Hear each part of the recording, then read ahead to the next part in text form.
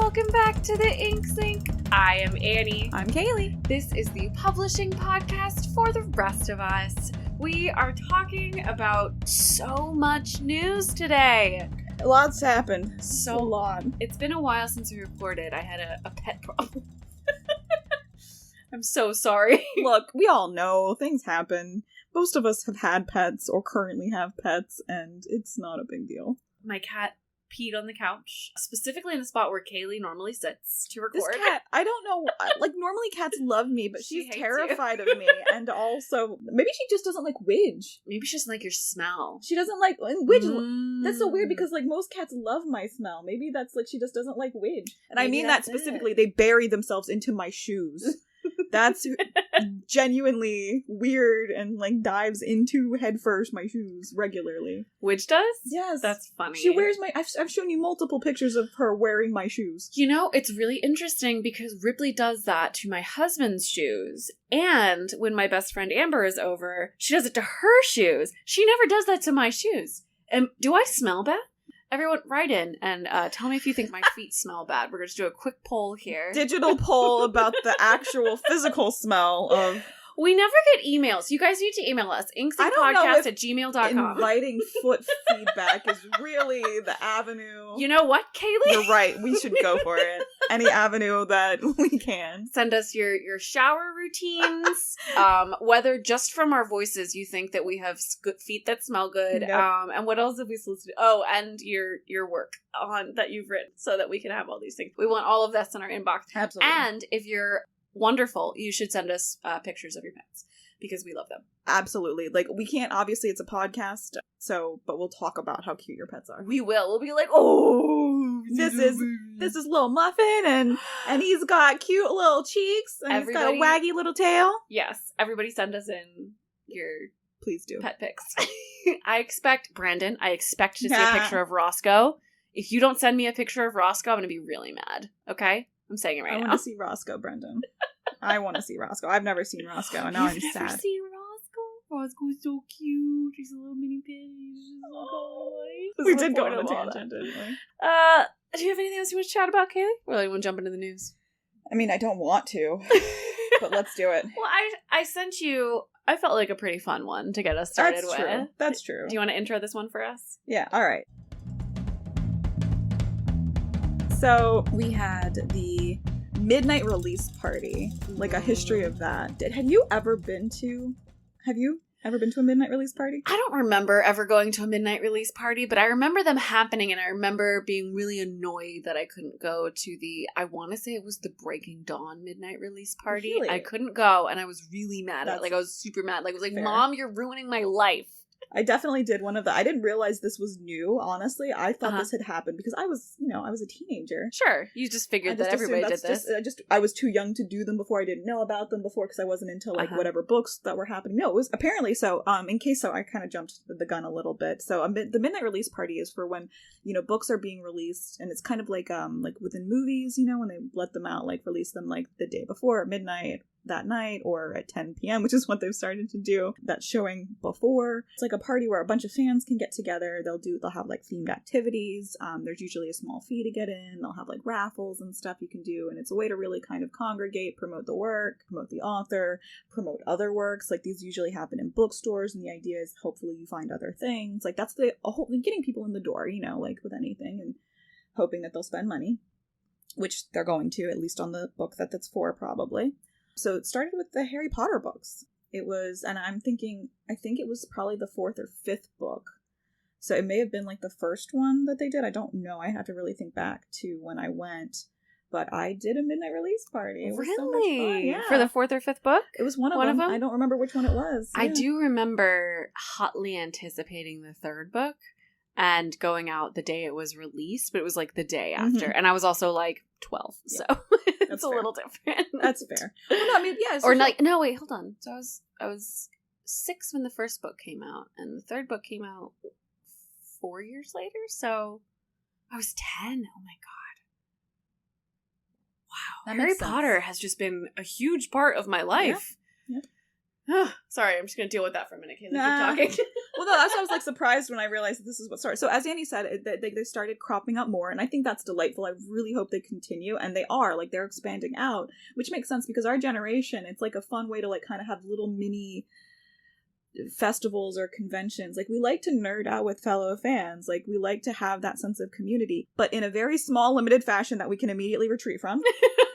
Yeah, at midnight after you have get your a book, burst. We can get our book. We can talk about it for like 5 minutes, and then if you want to, you can leave. Mm-hmm. You don't have to say it. I think that's wonderful. And all the activities are really leading up to that midnight moment when you can get in line and grab the book, absolutely, and buy it, or if you pre-ordered it, just pick it up. I was just thinking, if I were to actually sincerely quit my current line of my career and go into event planning or vacation planning or something like that. You're really good at both those things. Thank you. Everybody says that, actually. So if I wanted to, if I thought I could actually put the time and energy and deal with people enough to do that in another customer service job, which I don't recommend. But if I did, I would totally do something like this. Like, the Dresden Files have like a murder mystery style, like add that to the thing, have that be part of it leading up to like the end of the night. Ooh, that would be so cool. And we just have like people like doing immersive activities. Like, that's a thing. Like, people like being engaged and having like a sort of directed activity, and then they can retreat, get the book, and go. Yeah, and that'd be so much fun. Totally. Like, I'd put you in charge of events at my bookstore in my head. We got our retirement planned out. I think we figured it out. It'll be great. So this story was from Book Riot, and they were just going through the history of midnight release parties, and they do mention that the original ones really started with Harry Potter and then moving up. The first one that I remember missing out on was one of the Twilight ones that was Breaking Dawn. That would have been much later. Yeah. Well, they were talking about that and how it was also promoting like the film. Yes. So this is something that we don't really talk about that often, but YA as a genre didn't really exist before the Harry Potter Twilight moment. Yeah, it was when I was a kid, outside of like the library where they would try to provide sections for younger readers. When I was a kid, and I used to live in bookstores, Mom spent so much money at Walden Books and stuff back in the day. Same. I would just spend hours in this just straight up sci-fi fantasy section and just try to find stuff that was interesting to me. There were kids sections. That was just like young readers stuff. You'd have really small quote unquote chapter books, but like nothing that was a novel like we would think about today for YA stuff. And I appreciate that. So that this article goes into, we'll post it on the show notes, but it goes into how it grew up. And recently, I would say probably the biggest midnight release party that I heard about recently was Sally Rooney's Beautiful World, Where Are You? Yeah, I think that was their most recent one. I'd have to look it up. And that one was like, people who were adults at that point. Sally Rooney writes adult fiction, not like adult fiction, but just literary fiction about people fucking each other. So actually, I mean, it's not necessarily about that, but usually it's heavily engaged in yeah. And this book or this article also goes into some comics stuff. I didn't realize that The Walking Dead and Saga had been having midnight release parties. I clearly am not hanging out with the right people, or I would 100% have gone to those. I feel like the biggest bookstore days anymore are just Free Comic Book Day and then like specific days that like all bookstores are participating in. I can't think of any big like, my local bookstore is doing, but in fairness, our local bookstore is just a comic shop, so it's a little bit different. I was just thinking about that. I think I want to contact, so there's a Games and Stuff is actually one of the largest board game and miscellaneous store on the East Coast. Really? I did not know that until this year. Huh. Yeah, so we have this, it's wonderful. It's a great store. Yeah, it's not as local.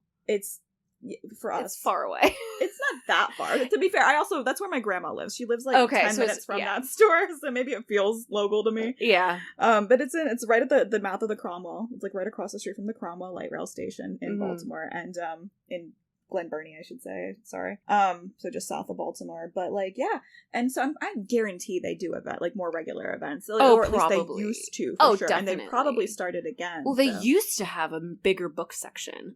I definitely trust whoever their book curator is fantastic. Every time I go in there, I want to buy every single book. They do great stuff. That was where I first found Gideon the Ninth. Really? And that also, makes perfect sense, actually. Natural History of Dragon. Their taste is pitch perfect. Like, they're so good, but it's such a small book selection now. Yeah. That it's different. Anyway, but what I'm saying is it's probably curated by like the manager, the owner, the franchisee definitely, or whatever. So definitely. like, it'd probably be something where you'd have to be really tied into that community to know. Yeah, unless probably. it was a national thing. Like, mm-hmm. like I think I just found out about when I was a kid. To be fair, like the Harry Potter thing, they definitely advertised it, but they advertised it while you were in the store. It's kind of like when you go to the movies nowadays, and Nicole Kidman tells you to go to the movies, and you're like, Nicole, I'm literally ma'am here right now. Ma'am. Please, AMC, stop. Stop showing. Why? We are not the audience that needs to see this. And then it's always followed up with an ad for the specific movie theater that you're in. It's like, and these local events coming up at your theater. Here's just like, I'm already here. I don't understand. Just stop show me the selling movie. it to me. I paid you money. I know. The transaction has been completed. Stop trying to make me buy it again. I don't know. Alex and I have been talking about that, and all we can think is that they're like, they paid Nicole Kidman too much money, and they're like, we're going to show this, we're going to get our money's worth. Whether you like it or not. We are forcing her on this press tour, which means everyone is suffering. Poor Nicole Kidman. It is, and it's always like an A-list or an A-list director coming in and being like, go to the movies. It's for, movies are people. good. You're like, okay. You like I'm movies? here. I did it already. I'm here, though. Like, that's... Teamwork. We've done it together. Anyway, so this Book Riot article ends with the quote that I'm going to read. And I agree with this. It says, "It will be interesting to see if the Book Talk famous authors get the Midnight Party release treatment, because they have not yet." I just add that, because they have not yet, pardon. "And how well those do. Print book sales were still up in 2021 despite the wide availability of e-readers, so it's possible that the convergence of social media-supported party experiences and interest in print books could reinvigorate the big..."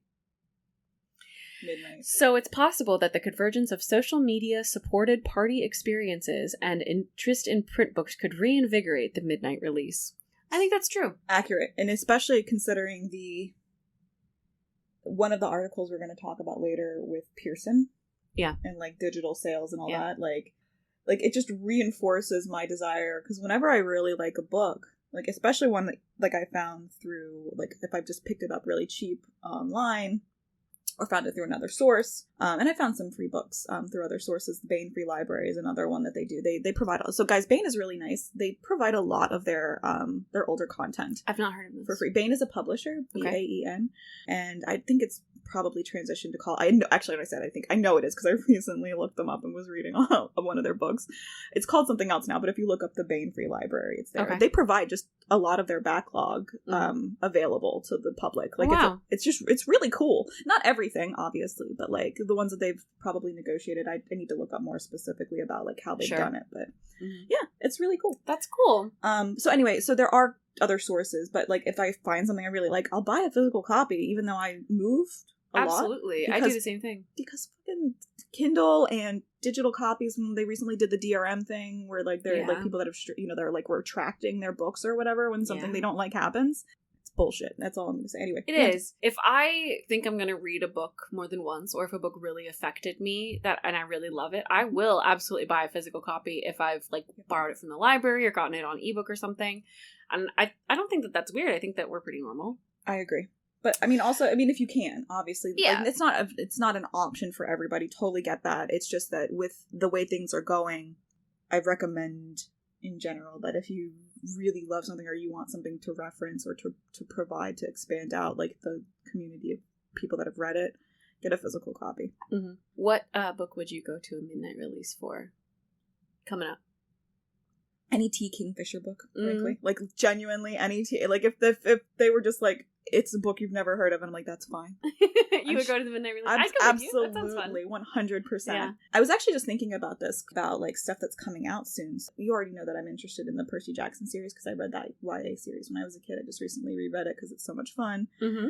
If they came out with any more books or did any reprints, something along those lines to kind of also get people interested in the show, like, I would totally do that. Yeah. Any Dresden Files books I'd totally go out to. Mm-hmm. What about you? Monstrous Trade Volume 7 is coming out. That's a good point. I forgot to check the release dates on some stuff. That's a good point. And I will obviously be purchasing it immediately. Rereading the series because it just has so much rereadability. It's so good. I love it so much. And the art, you guys, is gorgeous. It's incredible. So absolutely, Monstrous is such a good answer to that. And now that I'm thinking about comics, like the Lady Mechanica series would totally go to a midnight release party for that. Like that would be so much fun. Again, think of all like the themed activities that you could do, and you could have like costumes and stuff. We all like dressing up. Guys, for those of you who haven't read Lady Mechanica, it's an indie comic, but it's all steampunk. It's so much It's fun. so good. The aesthetic is just on point. It's very cool. It's really interesting that, and probably obvious to anyone who thought about it for more than 2 seconds, which I hadn't before now, that these are all books in a series.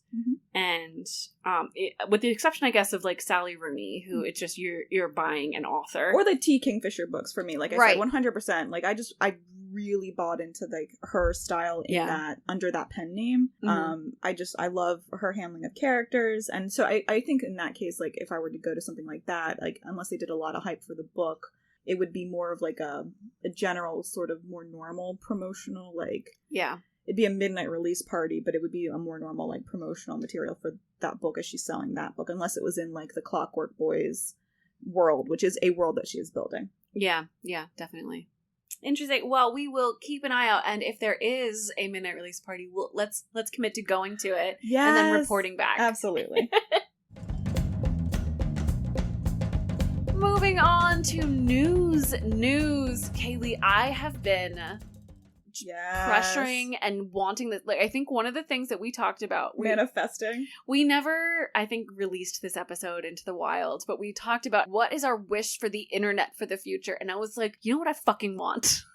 Curated news experience. I want a app, a plugin, literally anything that will let me pay them whatever, $5, $10, $20 a month to just be able to access any article on any news site that I want and not get paywalled by the Washington Post because I've gone through my one free article, or the Atlantic, or the New York family of brands because I've been paywalled and I just want to read the one. I don't want to pay for the whole thing. Do you have any idea how much easier my job would be? So I work for a company that does investment research. So I'm doing a lot of research and writing and looking up and just figuring out numbers, and I do so much research. It would be so much easier if I didn't have to subscribe to Nat Geo for $2.99 a month and then cancel it immediately because I really just needed the 2 articles that are citing the climate studies because they have the analysis that everyone else is quoting. Like, it would make it so much easier, or the popular mechanics stuff, so I can get the information on the new technology that I need and not have to go through this super dense article that would also be $20 just for a view. You guys have no idea how annoying it is that I have to get paywalled every 2 minutes when I am just trying to do my job. Do you have any idea how expensive it would be for me to actually subscribe to every single one of these magazines, journals, news articles, just to get the information that I need to write what I have to write every week? Having an app where I just pay them the whatever dollars so that I can get the 1 or 2 WAPO articles I need a month, or the 1 or 2 Nat Geo articles I need a month, or the 1 or 2 Nature articles I need a month. I would be so happy. There's a startup that's planning on maybe doing this. So that's the end answer of this. Sorry, I wanted Annie to just get that all out of her, just burn it out, burn bright. I want you to understand that Kaylee has just been sitting here nodding while I go. She's like, go get it out, honey. Yep. It's okay. Tell us how you feel. It's healthy. I know that this has hurt you, so please tell us all about it. It hurts. It hurts me that I have to do this. Like, girl, and to be fair, paywalls hurt us all. And people should be getting paid for their journalism, but I should not have to pay $50 a month to get 3 articles, you know? So yes, I actually want to know if there's a way to get into this beta. Yeah, exactly. So it's not even in beta yet. Yeah. So I'm very curious. So the app has been proposed by a startup, and this has been tried before. Many apps in the past have tried. This article comes to us from Pointer, and a 26-year-old entrepreneur is trying it out this time, and their app is called Zette, Z-E-T-T-E, and this young entrepreneur is attempting to go at it again, and I really, really, really want someone to make this work, because it would be invaluable for those of us who would use it.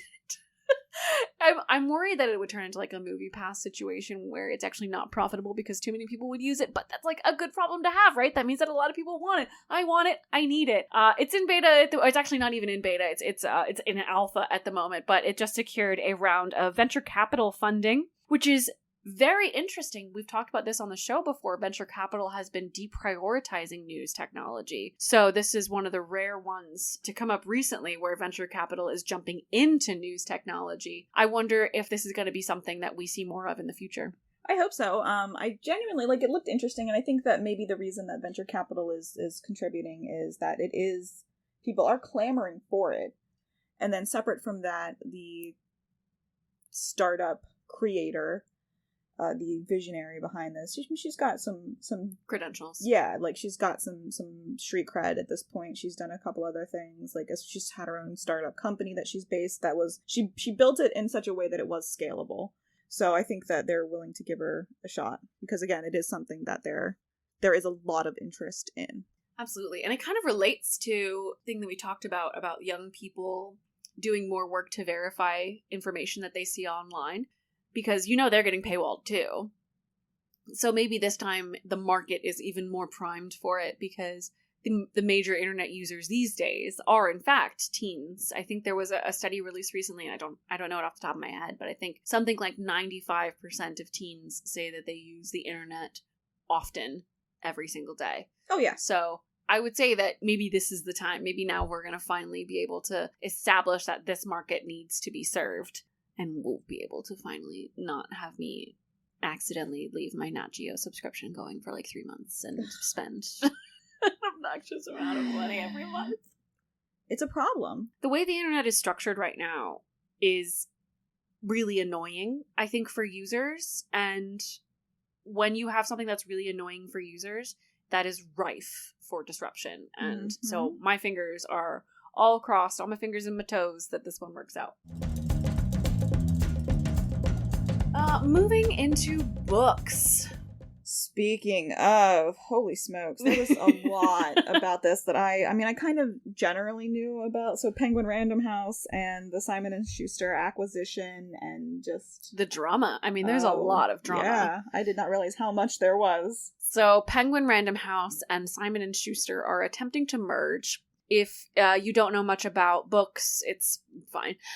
Basically, there are 5 large publishers in the US. Penguin Random House and Simon & Schuster are 2 of those, and they are attempting to merge. It will be the biggest company in publishing after that. There's no way to really argue that. And so the Department of Justice said, that sounds like a monopoly, and we don't like that. Mm-hmm. So the Department of Justice is suing them to stop the merger. And they knew this was coming. There are internal emails that were leaked when this suit was announced of Penguin Random House PRH. We call it PRH just because that's far fewer syllables. PRH executives saying, there's no way that the government's going to let us do this. We'll back it up. But this is clearly not a thing that they're going to let us do. And people at Simon & Schuster, which we call S&S, saying, yeah, there's no way they're going to let us do it. But yeah, let's try it. And then the Department of Justice did, in fact, try and stop them. And now they're like, no. What? We're not a monopoly. What? So the Department of Justice went to Maine and fought off all the creatures and grabbed Stephen King and brought him into the courtroom. Did you see that? That was my favorite thing. No. Is he, so they brought him in to testify about competition in the space. And he talked about his history in publishing and talking about how it was a really specific time. He acknowledges that we really can't go back to, the way things used to be. But he said, look, if there weren't multiple publishers out there, bids wouldn't have happened, and I would never have been able to make a living as a writer. And this is Stephen King talking, so he has a lot of clout. But at the beginning of his testimony, they said, introduce yourself and say what you do for a living. And he says, hello, my name is Stephen King. I am a freelance writer. And everyone laughed because he's, Stephen King. Stephen fucking King. Right. I'm sorry, what's your occupation? I am Stephen motherfucking King, ma'am. Just drops the mic. I know, my first published book was Carrie. That should tell you something. Anyway, so They grabbed Stephen King. Twitter has been abuzz with all of this. Kaylee, you're not on Twitter. I don't know if this is filtered through to the other wilds of the internet that you frequent, but basically every day of the trial has been just a new meme storm of people being like, how do these people justify anything? So basically, Stephen King, representing the writers, says, more competition is better. More competition means that more people will be able to have these opportunities. And Penguin Random House and Simon & Schuster have said, oh, well, the opportunities wouldn't be less. We would still, bid as different arms. And Stephen King's like, no, you wouldn't. No, you wouldn't. That's like, say, a husband and wife saying that they would put in separate bids for the same house. Like, that's not a thing that anyone would do. And even if they did, there's no way they would be fair about it. Jumping in for the literary agents, the agents said that they don't like this. They're the ones who sell books to these publishers, and they say, obviously less competition is bad for us. More people in an auction generally mean higher prices for both the agent and the authors, or at higher advances coming in. So there's no way that anyone would want a smaller pool of people to sell to. The only people who really seem to be in favor, go figure, are the CEOs who jump in, and the PRH and SNS CEOs both jumped in and said, don't you worry, we would never, ever fix prices. Cross my heart. Can't imagine why you'd think that. But the discourse on Twitter, I sent you a tweet thread from Courtney Milan, who is probably one of my favorite publishing commentators. They were talking about the fact that there are independent authors out there who can even, fund their stuff on Kickstarter, and the CEOs are using this as a reason to say, it's not like there's less competition out there. And Courtney Milan, who is a published author, she says, no, most freelance writers, like he said, we're freelance. We can't unionize. We can't actually make that work at scale. The only people who are going to make money are people like Brandon Sanderson, who can leverage their massive, massive followings that they acquired in traditional publishing. Exactly, to set those records. Such obviously bullshit, of course. It's just so stupid. Like, I can't even. It's just wasting everybody's money. Okay, so let's just circle back to the fact that you're trying to price gouge, that you are currently, not trying to, you're currently price gouging libraries. You're already on our shit list. Yes, that's true. To be fair, like, quite biased. Yes. I'm already there. We are clearly quite biased on this. But you're already price gouging libraries. You're turning, like, fucking student this is coming later, so we may jump to this just because let's jump to it. Okay, so if you've ever done any sort of study in which you are personally required to purchase your materials, and this could be a private school situation, like where you're working with your children's books or media content, whatever they need to buy, or in college, university, any sort of secondary education or tertiary education, where you have to buy things and then ultimately you might want to try to resell them to recoup some of your losses. So for a variety of reasons, again, just to circle back, authors do not get a lot of money for purchases. A lot of the money that you're providing goes to the publisher, it goes to the distributor, etc. So just making that acknowledgement. Digital copies have always been kind of just like, well, you bought them, you're a little cheaper, and then you can potentially, depending on what you do with the DRMs and the content, which we are not advocating anything that is illegal, you can share them even if you just let somebody borrow your computer or something like that. Like, you can share that way. But they're trying to now make that available via, like, fucking NFTs. You can't get away from them. And now they want to get in on the secondary resale action, and it's just, you're price gouging poor students now. To be clear, Pearson is not involved in this lawsuit, but it is just one. This is one a separate more example. Thing. Sorry, it's a separate thing. That we'll get into this next, but it does show that publishers genuinely don't care about the users, about the writers, about the agent. So one of the things that these CEOs did to try and say, oh, well, we would never be weird about auctions and stuff, they were like, oh, the CEOs, we don't even review sales for acquisitions. Acquisitions is when someone the publisher purchases the book, and that's usually at the discretion of an acquiring editor. So an agent is usually selling to an acquiring editor, and they're like, oh, well, we don't really have a ton of control over that process. The editors are really independent. They get to do what they want to do. And then they're like, the editors are like, I mean, they approve. They approve and disapprove of the deals. Like, what do you think that they're just totally uninvolved? They're the ones who give us our budgets. Like, what are you talking about? It's so much trash. I can't. And then they specifically are like, the only ones where we require any input are the millions of dollars deals. And it's like, yeah? Is that... Are those the ones that you care about? What is that? Keep in mind also, we've already talked about this a bit, especially if you're not one of the big name authors, you're still also having to do all of the promotional stuff for your book. Right. The marketing, so publishers do have marketing teams and sales teams, but a lot of times they're not really focusing on individual books coming out. They really want you to be marketing your own book, which is, a lot of extra work that you are not being paid for. So this is something that your hourly rate comes out to be pretty shit. Yeah, we talk about this a lot, that a lot of people in publishing are not being paid very well. And so when we see something like this, where a CEO is like, oh, we'll be fine. We wouldn't do anything that's shady or immoral. Like, bullshit, you piece of trash. I have so strong feelings about this. I'm so sorry to Annie's mother that I have such a trash mouth. I apologize, but they're terrible people and I hate them. It's really crazy. Anyway, so obviously, again, we are biased. Though the verdict is not in for the PRH SNS trial yet. But if you would like to get mad, even more mad, here we have another case of a publisher being absolutely ridiculous when it comes to other people's money. Kaylee, tell us what Pearson is doing in more detail. Okay, so except for like the NFT bros, we pretty much all hate NFTs. Maybe not everybody. You've got a few people that are into it, but like they're just that's what a gimmick. Anyway, setting that all aside, now Pearson is a publisher of educational texts, and I can't believe one of the quotes they said, that they're not getting a share of the resale of their books. I'm like, let's just be very clear. If it's a digital copy, so what they're doing is they're making NFTs of their books. If it's a digital copy of the book, people weren't getting money for this resale. I mean, I don't know. To be fair, I can't say that across the board, but it seems very likely that at most somebody was getting like $5 for this.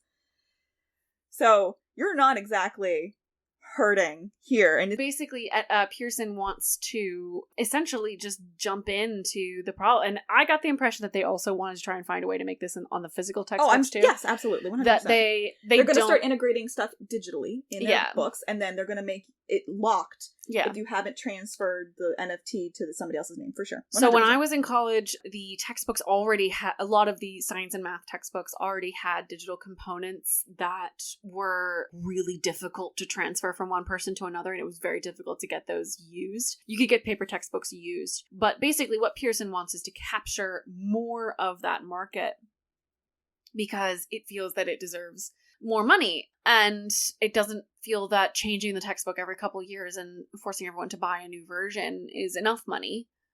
Obviously, again, we are clearly extremely biased. As someone who is in school right now and who has been absolutely saved by libraries allowing me to rent textbooks for free, that's lovely. And by things like Scribd and Kindle Unlimited allowing me to get textbooks very cheaply.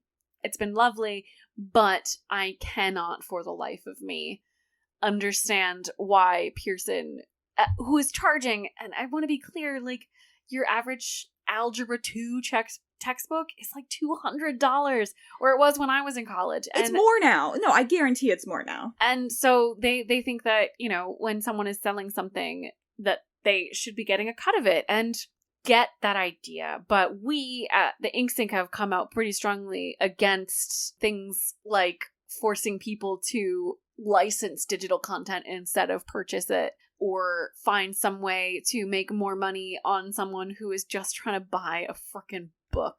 They're all, again, students. College is already so expensive. College is really expensive, and for the most part, most of the country does not have wildly wealthy parents that are paying for it. Right. Like, school is fucking expensive for everyone, and finding ways to pay for it is just so hard already. You're making it already harder for people that don't have it's already so difficult for so many people. Yeah, exactly. And we've talked about this before, like there's no ethical consumption under capitalism. Do what you need to do to further your life and keep yourself healthy and safe and happy. But college is one of those things that's just, it feels like such a scam sometimes, and this is not helping. Mm-mm. Moving on to our favorite news section, celebrating women and minorities in publishing. This first one comes to us from LitHub. It is how one group of Global South writers is decolonizing literature. Kaylee, had you heard of any of these books? I had not, and I felt like that was probably one of the main reasons that things in favor. Yes. Yeah. I absolutely had not, and I thought that was, and I think that's like their point is that, and I mean, and they even discussed that, like, there's a Nobel Award winner that caused a big kerfluffle because it wasn't easily accessible to Western publishers, and I think that that's fascinating. That was actually, I remember when that happened. I think that happened while we were on a break or something, but it happened during the course of this podcast where the Nobel Prize was given out and very few bookstores carried any of those books. And this was during one of the publishing issues that we were having during the pandemic, and people couldn't get a hold of the books. And it was like, why? And they said, well, no one had been reading them. So it's a problem. And, I mean, you're limiting what people want to read. And the fact of the matter is, it's been so hard for, Black and minority writers to get their works out there. And then when they do get out there, they sell really well. So it's not like, it's not obvious that you're full of shit. Right. So, like, stop catering to your own personal taste. Pay attention to the market research and the market trends and sell. Just buy the material. Diversify. Like, your business people, that's a big buzzword. Fucking diversify your content. Anyway, so this organization, this girl started this in South Africa, I believe. A woman started it in South Africa. I'm going to read an excerpt of this from this article from LitHub. Radical Books Collective is a fast-growing initiative with an international audience of general readers, academics, intellectuals, and book lovers. As its name suggests, radical books are the primary focus. Fiction and nonfiction by authors and presses whose progressive, left-leaning politics and engagement with difficult topics such as police abolition, climate justice, feminism, and migration are often hard to market to mainstream publishers and media outlets. The format of the book club meetings is unique and suitably egalitarian. An hour-long discussion on the book is followed by a meeting with an author whom readers can engage in conversation. So it's basically this group of people who said, the kind of books that we want to read are just not being represented out there in these book groups, these public book groups, and so we will make our own. I do want to say, just because this is going to be going up on the show notes, there were some quotes in there that Kaylee and I do not necessarily stand by. We do encourage deep reading of complicated texts, but if for your health and happiness and sanity you prefer to read whatever fluff, smut, YA, silliness, escapism that you want to read, that is perfectly okay. Please do not feel pressured and do not feel shamed into reading these complicated texts just because someone on the internet tells you to. You are valid and you are loved just the way you are. There is a lot going on in the world. We support anybody that wants to engage with these texts and a more complicated and in-depth reading, but we also support people who don't. Exactly. But we do encourage people to seek out new writers. Maybe people from a country that you are not from who are writing in a language that you read and understand. They probably also have the fluffy escapism that you want as well. And we fully encourage you to find those people and engage with them and read their work. And if you would like to engage with the author directly through a book club like this, we will put a link in the show notes for the Radical Book Club profile on LitHub. And now for our favorite section. Kaylee, what are you reading? I've been rereading Stardust, in addition to the novellas that I've been reading. Which before. version have you been reading? The illustrated or the novelization? Oh, the novelization. So I'm sorry. Yeah, to be fair, they're different. They? They are very different. You told me that, and I was like, I hadn't read the illustrated version. So what's different about? Or do we so, want to save this for later? Well, we can talk about it.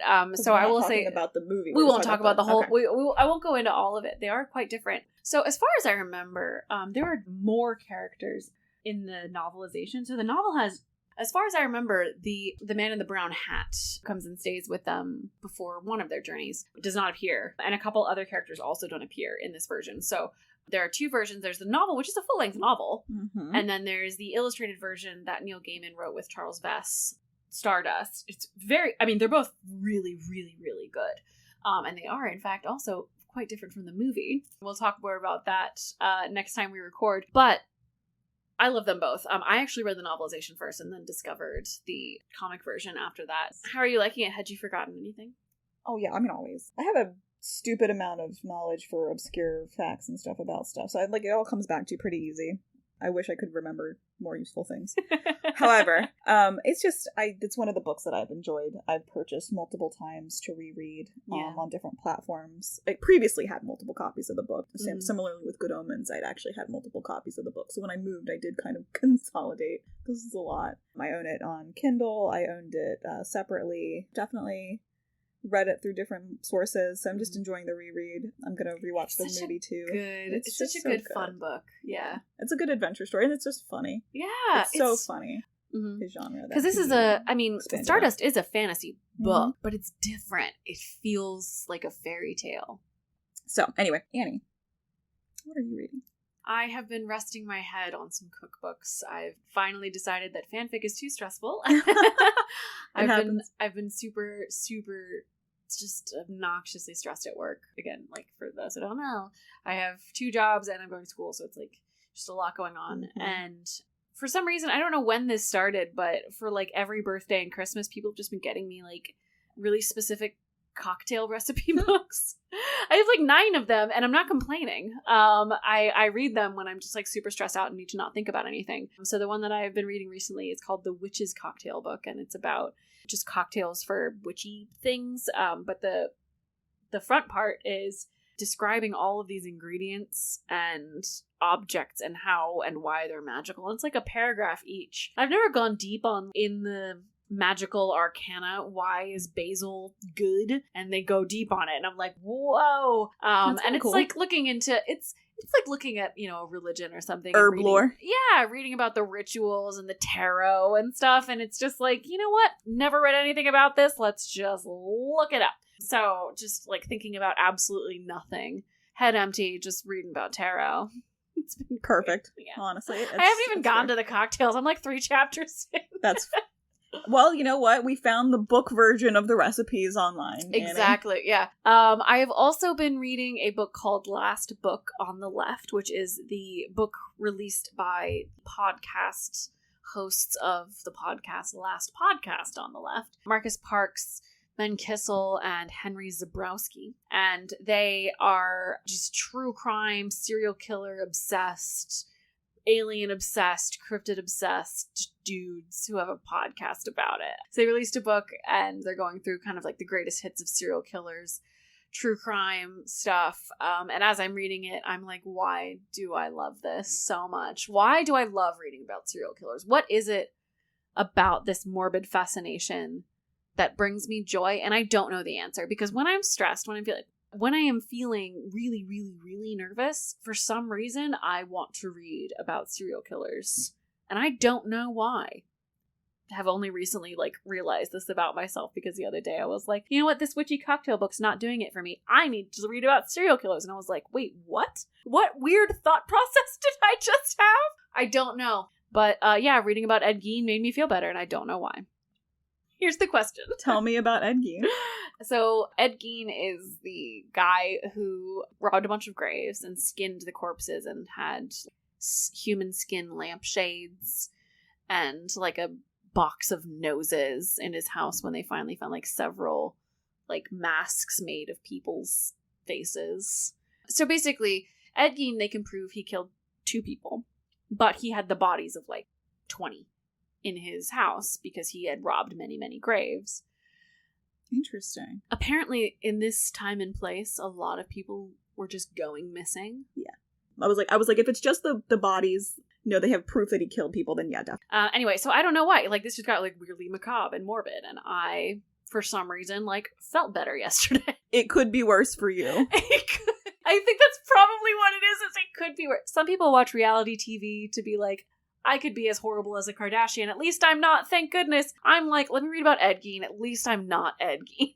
Yep. I think that's like the only thing. I've been thinking about that when you said that that's like a thing for you, and I totally like that's the like off the top of my head, that's what I would go with. Like it's a look into something that's worse, and then you can step back into your own head and be like, well, I'm neither his victim nor him. Mm-hmm. Yeah. So yeah, and I know how to not be now. Yeah. I've got this knowledge in my head. That's it. You're solving a problem that you hopefully never have to encounter. You might also. It feels productive. Is that what you're saying? Yeah. That's interesting. That's an interesting theory. And also, like, I don't know, it'd be something that might, like, look into, like, saving yourself from quicksand and see if it teaches you this, if it gives you the same vibe. Okay, because like, again, just as you said that, I was like, yes, it would. It would absolutely give me the same vibe. So, how do you save yourself from quicksand? You don't move a lot, and you, hope that you move very slowly to, like, the edge, wherever you can start shoring up, and if you can pull yourself out. Like, those are the things I know off the top of my head. Interesting. I haven't done an extensive amount of research. Don't worry, I will. Okay. But I'm just saying, like, that's it. Like, it's a problem that you hopefully never encounter, but now you have the tools to solve. It's like distracting my brain from its current anxiety, and then also giving it that, like, little itty-bitty high of, like, having solved a problem. Yeah. Interesting. Game theory. Wow. Okay. I'm gonna look for some scholarly research on this now. We're gonna solve this I'd love to know. Like, tell me if I was right. Thanks for listening to the InkSync. I have been Annie. I'm Kaylee.